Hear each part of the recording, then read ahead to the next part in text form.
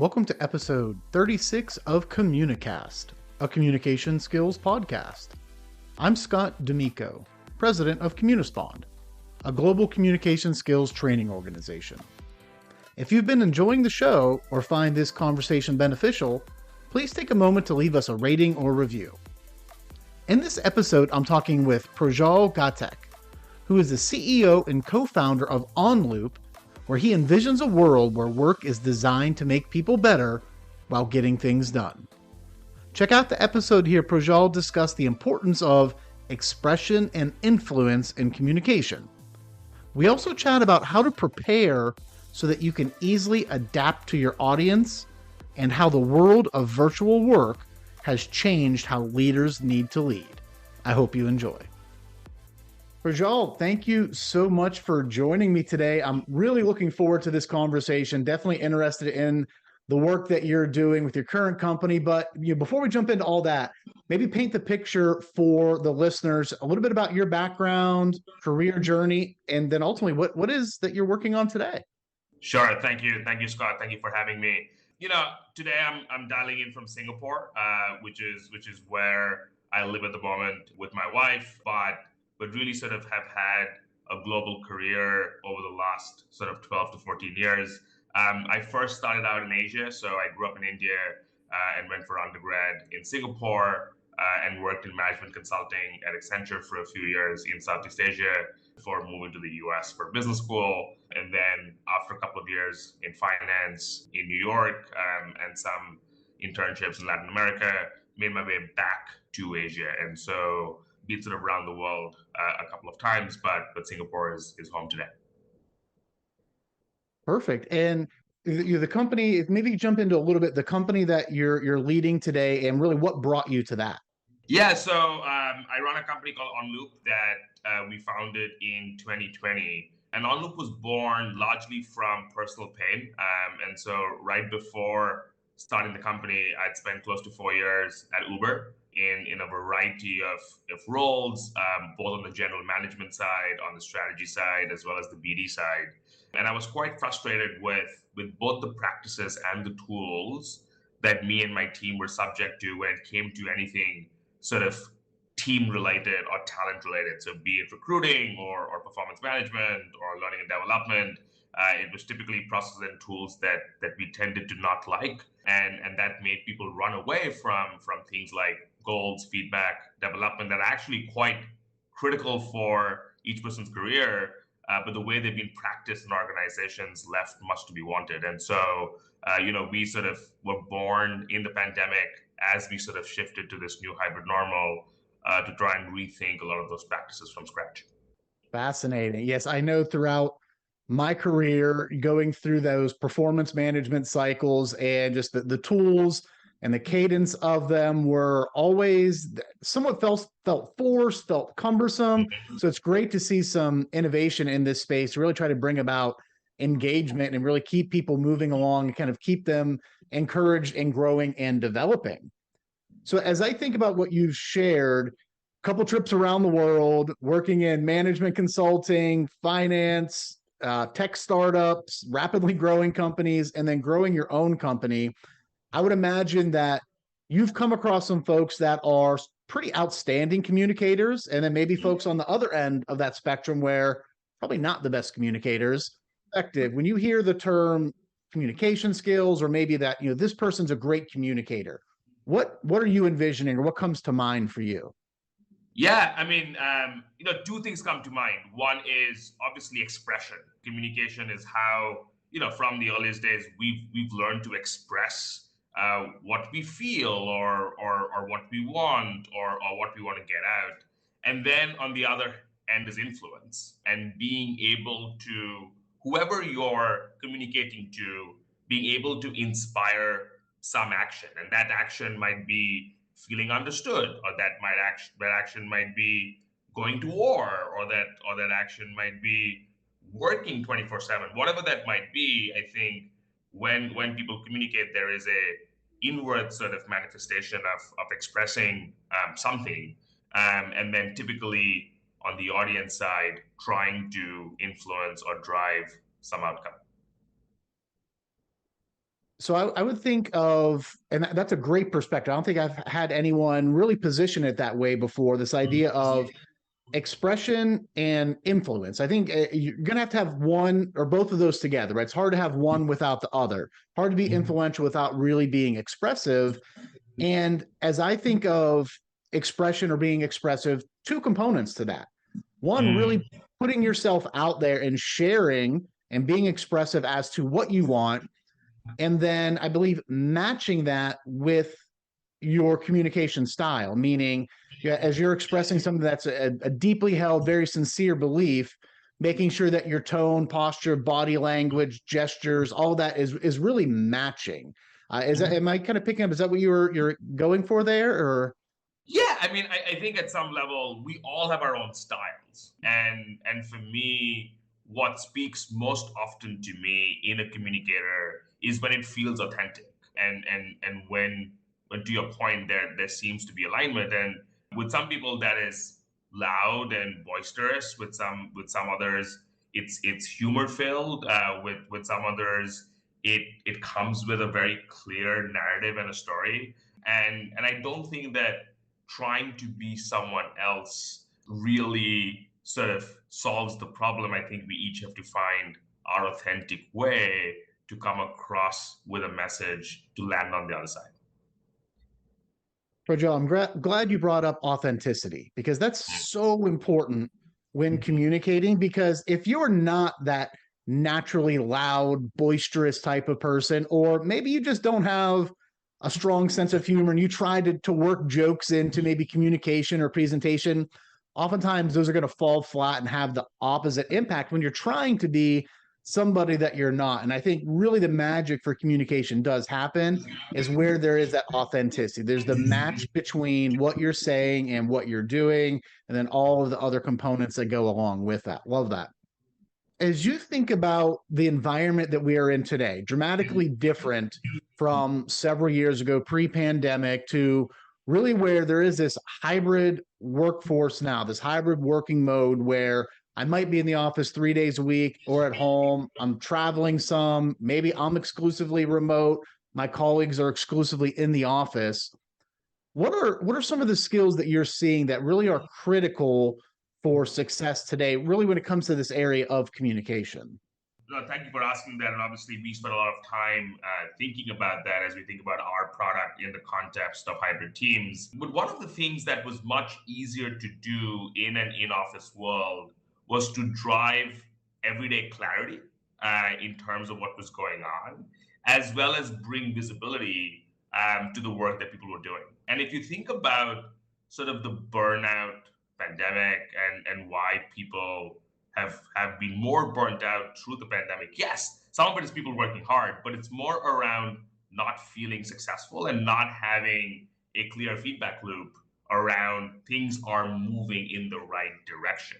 And managers who have been historically great communicators, and are able to consistently check in with their team members have led to more productivity in those organizations versus others. And rightly or wrongly, not every manager is skilled enough to drive that. And so as we think about even our product, we think a lot about how we can aid managers to have that visibility as well as give team members that clarity through technology products, in addition to sort of cadences of communication that they might have, because that informal check-in loop has gone away, which I think a lot of leaders have relied upon to drive outcomes. And the reason why a lot of CEOs want their teams back is because they don't know how to drive outcomes and action as well in a hybrid world as they could in a physical world. So it's really leaders who have to adapt and get better to operate in this new normal. And I don't think it's going away. I think even if Right. people go back to the office, that's going to be 3 days a week. I don't think we are consistently globally going back to a 5 day in office work week. Definitely agree with that. And whether it's 2 days a week, 3 days a week, or certain roles need to be in the office, certain roles are easily able to do remotely, whatever companies decide on, I do agree hybrid work is going to be here for quite some time. And the two things that I heard there, clarity and visibility when it comes to communicating. I've worked from a home office probably for the past decade more. So just in my types of role, I've been at home for quite some time. But I do remember being in an office space, especially early in my sales and business development career, and sometimes just having that quick interaction, popping into the office or getting a quick thumbs up or just say, hey, how's it going from the boss really did mean a lot. So now when so many people are home, they're not getting that. They're busy. Their leaders may be pulled in different directions, or they don't say, oh gosh, I don't want to call. They're probably busy, this or that. So I think having some sort of tools and technology to really keep that, as you said, that feedback loop going is going to be really important. It's still early days, right? So, and there's a lot that we will have to figure out. I think as we think about the metaverse, as we think about immersive tech, there's a lot that we will have to change to optimize for operating not only in a hybrid world but also in a more global world. I don't know the exact stats on this, but through the pandemic, a lot of companies have also effectively globalized more because now the delta in hiring an engineer in Palo Alto versus hiring an engineer in Sao Paulo suddenly shrank because both are going to be remote. And the cost delta is worthwhile to think about how those jobs move around the world. And so, the future of work, according to us, is global and hybrid. And that will require us to rethink a lot of things that we've taken for granted before. Yeah, the hybrid aspect and then the globalization of it's definitely going to be interesting as companies really are now trying to lead teams truly across the world in multiple time zones. So you may have employees on your team where you might have maybe an hour a day of overlap where you're both, quote, technically online. I know just with the direct team that I lead, there's 1 hour where everybody is kind of online at the same time. Yeah. So trying to get people together. Then we layer on our global partners who are all over the world, create some unique challenges, kind of keep communication lines open and to make sure things don't fall by the wayside, so to speak. Now, one thing I think we're going to see a lot more of is asynchronous audio and asynchronous video. If you think about most asynchronous communication in companies today, it's still primarily text. So it's email or Slack or text messages, but there's so much more fidelity in voice and video, and often so much faster from a sort of sender perspective to be able to communicate a message.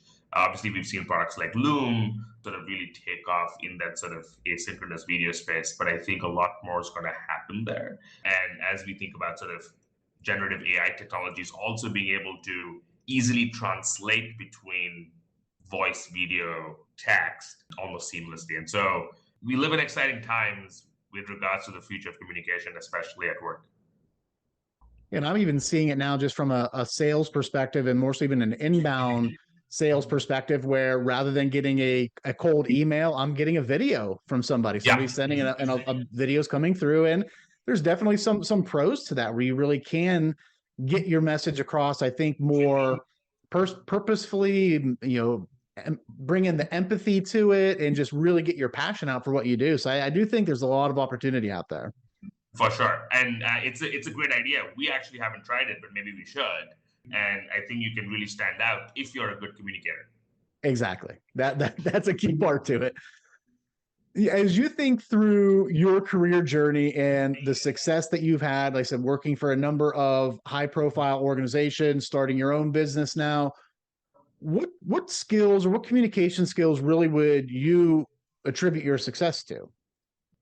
Going back to what we said about authenticity, I think it becomes quite important to also adapt yourself to the audience. So my wife actually complains that I'm too rambly on podcasts. And when we did our wedding vows, she was by far better than I was, and she just had such a clear narrative and such a clear story that it really sort of resonated end to end. And so versus I tend to be, as a communicator, more sort of in the moment in talking through how I feel about situations. So I think the things that really help folks is obviously storytelling and narrative. And that is a skill set that is underappreciated in the world, especially at work, but especially being a founder, being able to paint a compelling story of the future, or where you want to take a company, becomes quite huge in terms of inspiring people to fund you, or even with early adopter customers as to why they should take a chance on something new. I think narrative and storytelling is huge. The second is obviously practice and preparation. Even if you're going to go improvise in the conversation, being really well prepared allows you to make the right pivots in the conversation as needed. Versus if you're winging the conversation entirely, you're not going to be able to be that able to extract what you need to from the conversation. I was in a summit in Tel Aviv where one of Tel Aviv's most well-respected journalists was talking about this when she goes to interview someone, just the level of prep that goes into it. So although it's a live interview that can go in many directions, knowing the various pathways that the conversation could go really helps her get the most out of every conversation. So I would say, being able to paint a narrative and storytelling, to being prepared and practice. And then 3, using the right visual aids depending on the context, right? So some conversations are better if you don't use slides because maybe you want people to focus on you. Some conversations are better with slides with just one big image so that people are seeing some context but still focused on you. Maybe in some cases, you want to present data that you're just talking to the insight to. So depending on the context, I think using the right visual cues also becomes important. So I would say those are the 3 that come to mind. There's so much gold in there. Thank you for sharing those. Just yesterday, I was reading an article about storytelling and really talking about how the impact of the story can ultimately really define the value of the product or service. And it was a research study that they did where they took really items that had very small value, like they're worth pennies or nickels, whatever it was, and able to sell them for multiples of what it should be, hundreds or thousands of dollars based on the story that they're able to come up to for the background of this item. So I think the story is huge, especially as a company leader, a founder, to not only help the clients understand, really what we're all about, who we are, and how we can help you, but to kind of get the team in line to understand really that big picture, the mission, really to keep them excited and engaged. So storytelling, absolutely important. And I love this idea you had mentioned, really the idea of preparing to the point where you can easily pivot. Sometimes people over prepare. They've prepared so much that they can't change. They know that if they change something in their speech or their presentation, they're just going to go off the rails. And I see the football helmet in your background. And as I think of communications, I typically think of it as a quarterback. If you think of some of the best quarterbacks in American football, where they're able to come to the line, they've watched so much film and know their opponent, know the situation they're going into. Those 3 seconds that they're walking, they can quickly scan, see what defense is, and they can make a quick change. They can call that audible. Communication really is the same way. You need to do the homework on the front end so that if the conversation shifts or you get asked a different question or whatever it is, you can quickly and comfortably make that pivot. So those are fantastic points there. And then the visuals, spot on. The visuals that you're using really need to match your intent, your audience, what the audience is hoping to get out of it. And sometimes, as you mentioned, you don't need them. It really should just be a conversation. And if you have visuals, they ultimately should be the support. You really should be the focus. The visuals, they are really just there to kind of support or reinforce your message. Absolutely. And that's been hard for a lot of folks going into the pandemic, especially for fundraising. And the best fundraising advice I've got from folks is don't do a deck, right? Because that's your one opportunity to develop a relationship. And if you are 2 small boxes and the slides the whole page, that just takes up, disproportionate real estate versus what you're trying to establish in the conversation. So that's been a change for a lot of folks too with the pandemic. Yeah, it was funny. I recently had the opportunity to go into my daughter's school. She's in 4th grade, to give them some tips on presenting and public speaking. And Right. one of the points was you don't want to have paragraphs up on your slides, because I got a couple weeks prior, I came in to watch them do some presentations, and all it was just slides just full of words. And so as I'm talking about this tip, I splash up a slide that has a paragraph, and the point is people aren't going to be listening to you. They're going to be reading the slide. And halfway through the paragraph, and there's a statement that says, if you're reading this, stand up and clap your hands 5 times. It's like half the class is up clapping their hands. I'm like, exactly. You weren't listening to me. You were looking at the slide. So it is so important to make sure that those visuals are not overloaded. People get, especially when things are data heavy, right? You can get slides that are so confusing.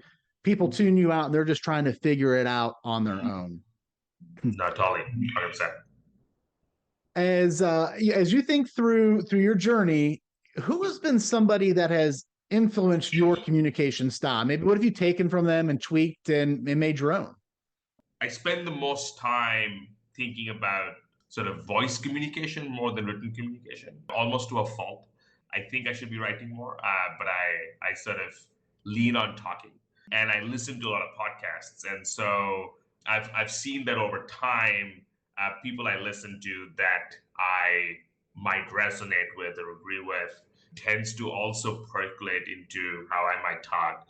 But even before that, I think the person that is absolutely probably the best communicator we've ever seen in mankind is Steve Jobs. And I think his ability to combine passion with authority is something that I find super aspirational, and one that I don't necessarily try to mimic, but is definitely a role model for me. That's the one that comes most to mind.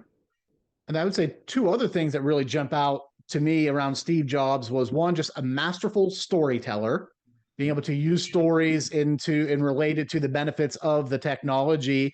And then if you think of the visuals, kind of going back to what we just talked about, the visuals that they use during their events and their product launches, it's not bullet points. It's images, it's numbers. They're very simple that really are driving home his point. And he's really still the focus, or was still the focus. Absolutely.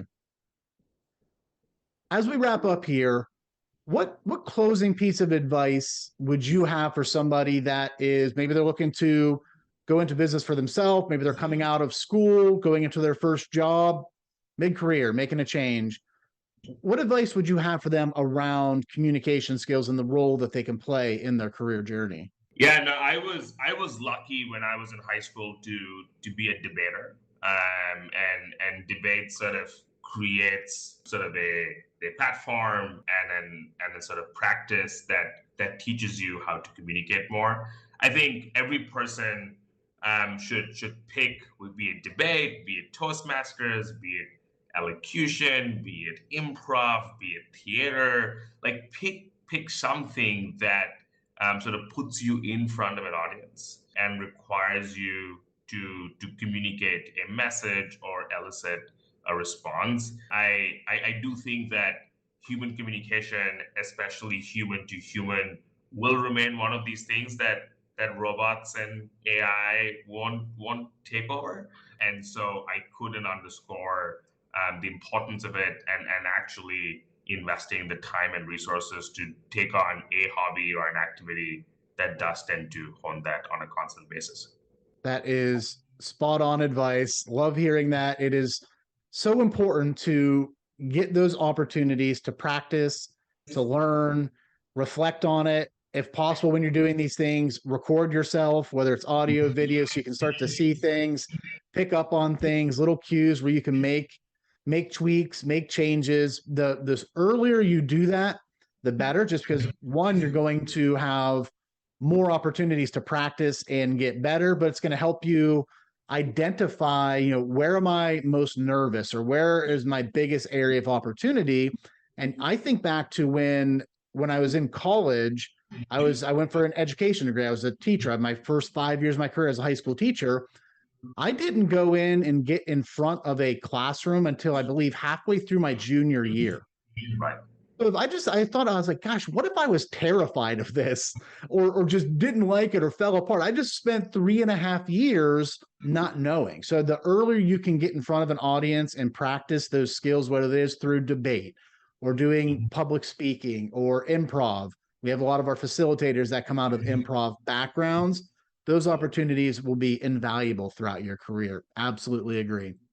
And I think it's never too late, right? I Yes. think that, my communication styles definitely evolve, and I think will continue to evolve. And people shouldn't believe that if you're not necessarily a great communicator by 25 or 30, you can't get better. You can always get better.